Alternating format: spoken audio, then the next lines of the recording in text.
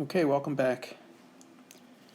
So what I'm going to do now is not in the text, but I think will give you a richer, deeper understanding of the Pauli exclusion principle. So I'm going to introduce what is called the particle exchange operator.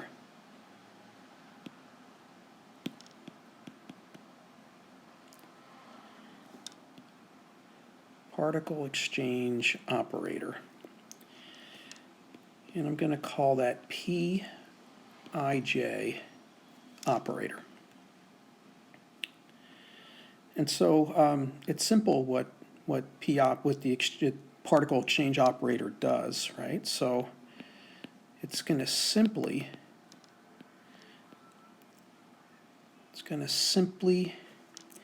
interchange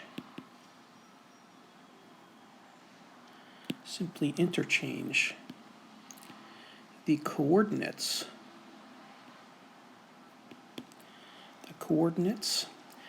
and when we say coordinates, we actually mean spatial coordinates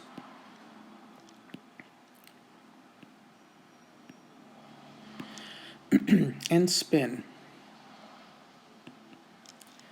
It's going to interchange the coordinates of particles I and j.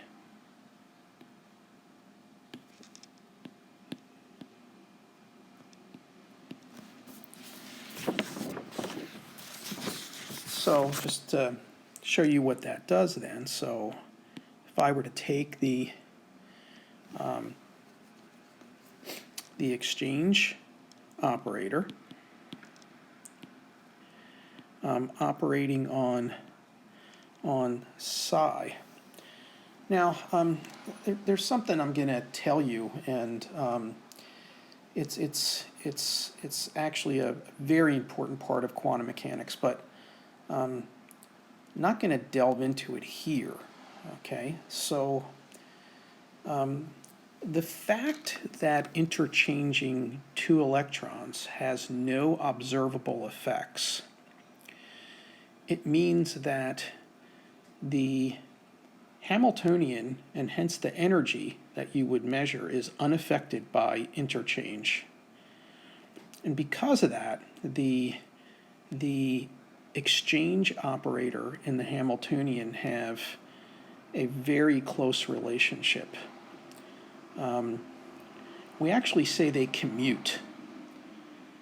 And so what we mean by that is that if two operators commute, then they share a common set of eigenfunctions. And so now if psi is an eigenfunction of the Hamiltonian, which gives you the energy times the wave function back. Remember, this is an eigenfunction equation. This is an eigenfunction equation with energy as the eigenvalue.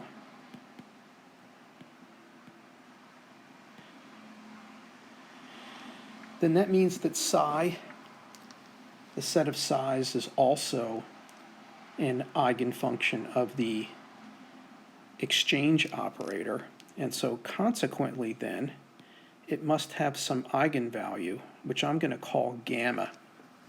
Okay, so this is going to be the eigenvalue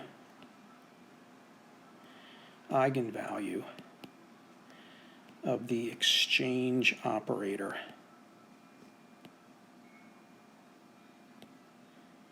Okay.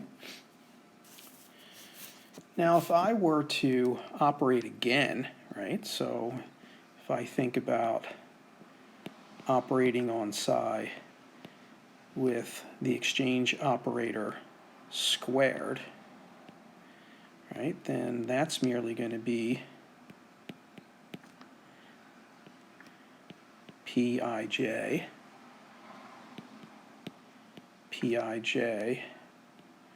operating on psi.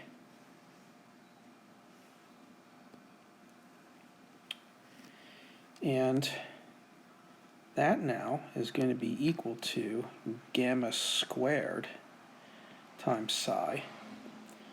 But let's think about this. So this is going to exchange, or I should say, interchange. Trying to get rid of something here. Here we go.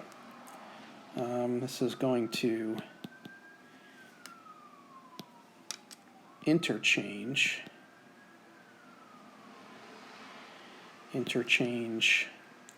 I and j, and then this will again interchange I and j,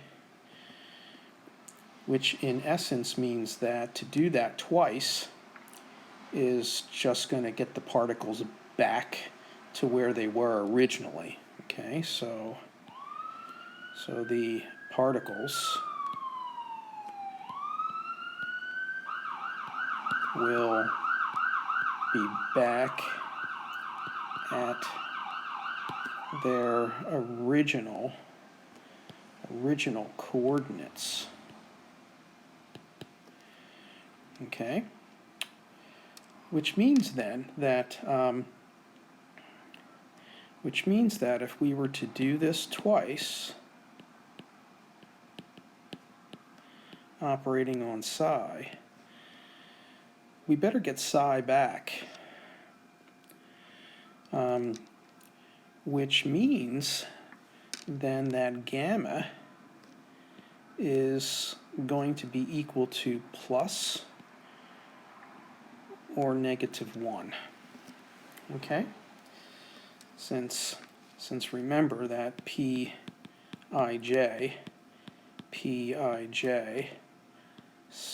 operating on psi is gamma squared times psi, but that's equal to psi, which means now that gamma squared is equal to 1, or that gamma is equal to plus or -1, positive or -1. So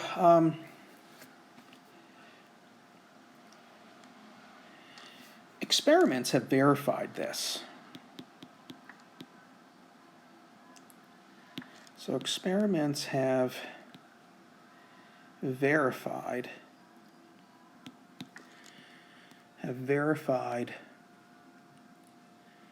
that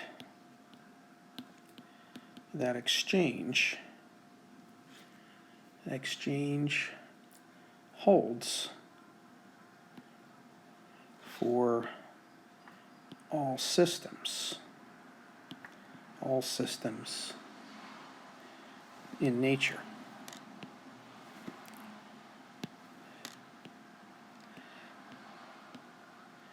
Now we have two choices here, right? So we have that the exchange operator operating on psi is going to give us a +1 times psi, or just give us psi back, or that the exchange operator operating on psi gives us a -1 times psi, which gives us negative psi. So now whether the eigenvalue is a +1 or a -1 depends on the system. Okay, so this depends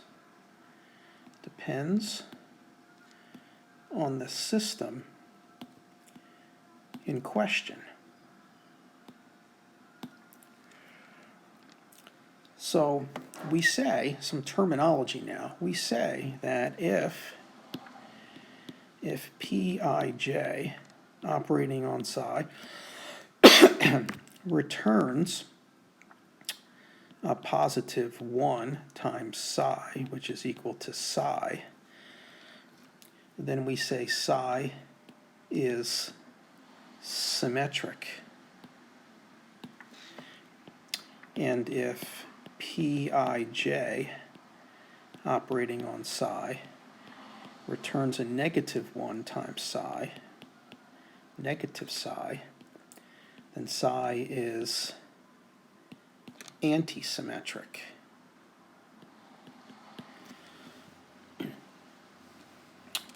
And so for wave functions that are symmetric, or symmetric wave functions, are exemplified by particles that are called bosons. And bosons are particles that have integer spin. Integer spin. So S is equal to 0, 1, 2, etc. Antisymmetric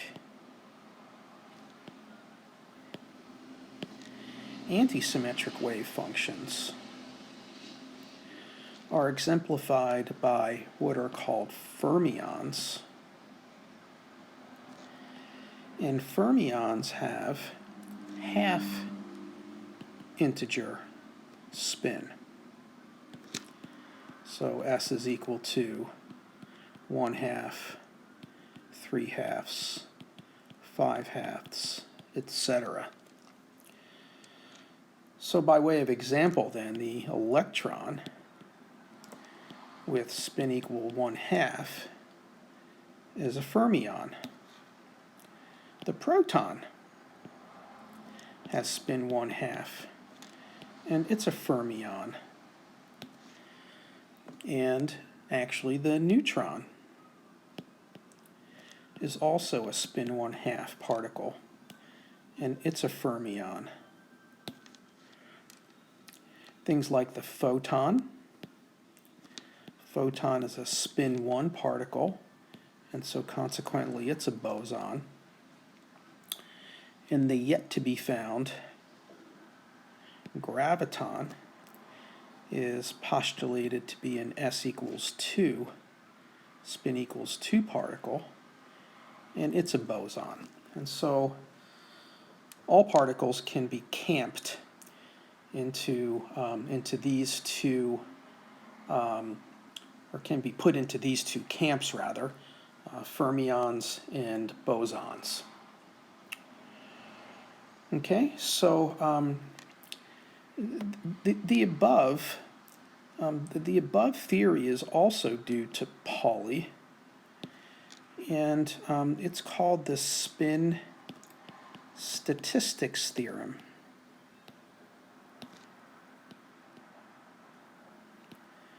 The spin statistics theorem.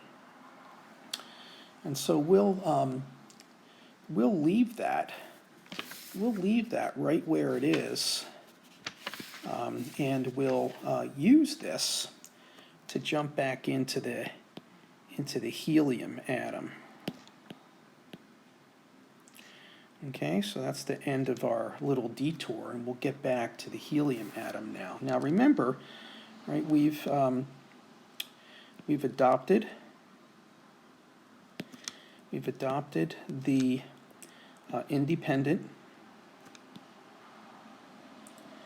independent particle approximation.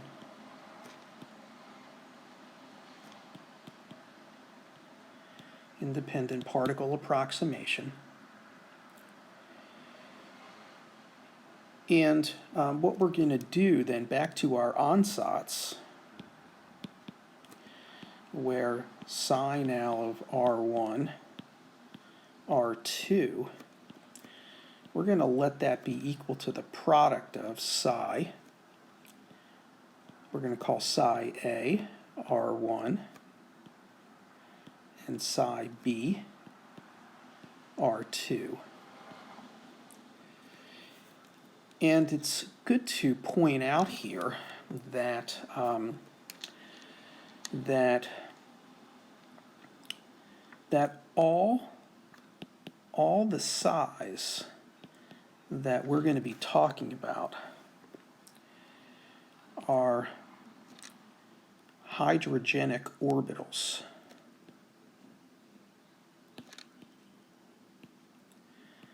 They're hydrogenic orbitals.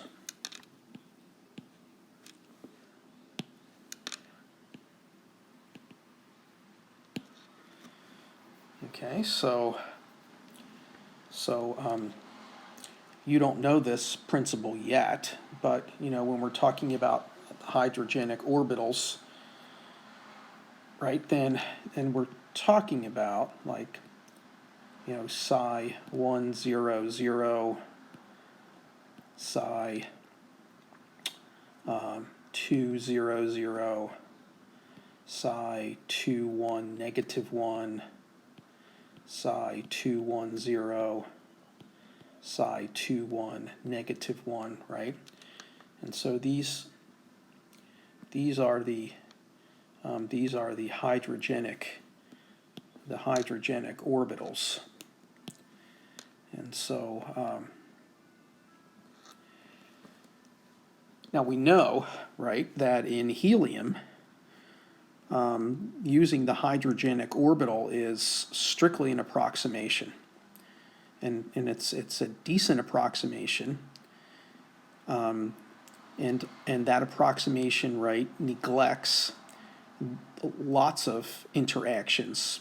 The primary interaction is that it neglects the electron-electron interaction term, right? That comes from electron-electron repulsion.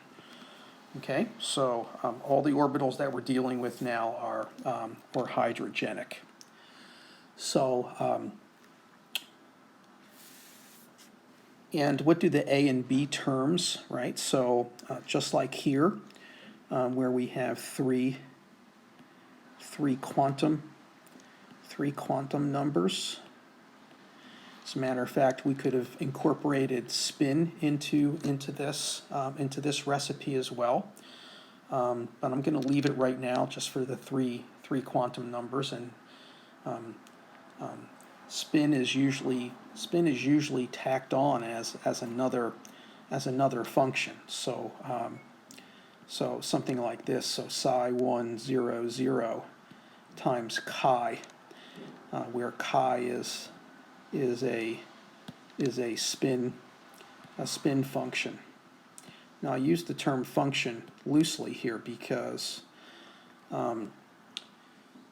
at some later time you'll appreciate that the spin function cannot be written in terms of spatial coordinates x, y, z, r, theta, phi, right? And so there's a whole beautiful calculus around dealing with spin functions that at least I hope some of you will come across at some later time. So the A's and B's then, right? So psi A, for instance, A is going to designate collectively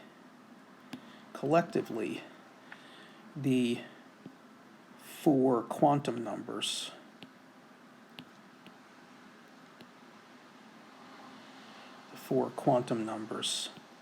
N, L, M sub L, and M sub S. And so then psi B, right, could possibly have a different set of four quantum numbers. And so EA and EB then are going to be hydrogen or hydrogenic or hydrogen-like energies. Okay, beautiful. Now, I'm going to stop right there since I'm about 20 minutes in, and I will upload these parts, 10 and 11, and then hopefully finish this in part 12. Okay, take care, guys.